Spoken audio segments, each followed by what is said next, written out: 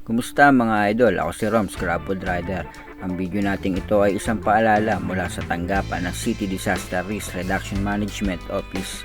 Pinaghahanda po tayo sa nakaambang heatwave ngayong summer. Ihanda po natin ang ating mga sarili sa napakainit na temperatura mula 40 degrees Celsius hanggang 50 degrees Celsius.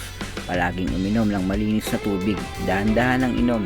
Iwasan ang mabilis na pag-inom ng napakalamig na tubig o maraming yelo.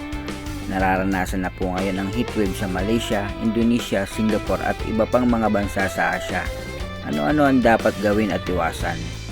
Una, sabi ng mga doktor, kapag ang temperatura ay umabot na sa 40 degrees Celsius, huwag agad-agad uminom ng napakalamig na tubig sapagkat ang maliliit na ugat ng dugo ay maaaring pumutok o sumabog. Pangalawa, kung umabot na sa 38 degrees Celsius ang init at galing kayo sa labas, hayaan natin na mainit ang ating katawan. Huwag uminom ng malamig na tubig. Pwede uminom ng mainit o maligamgam na tubig, subalit dahan-dahan lang ang pag-inom. Huwag ka agad maghugas ng kamay o paa. Huwag maghilamos o basain ang bahaging nabilad sa araw.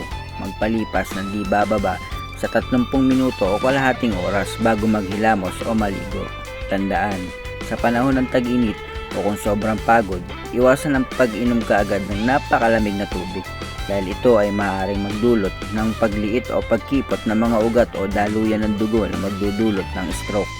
Ituro ito sa mga bata at sa inyong mga kapamilya, mga kasama sa bahay, mga kaibigan at katrabaho upang maging mabala sa bawat isa. Ride safe po sa inyong lahat.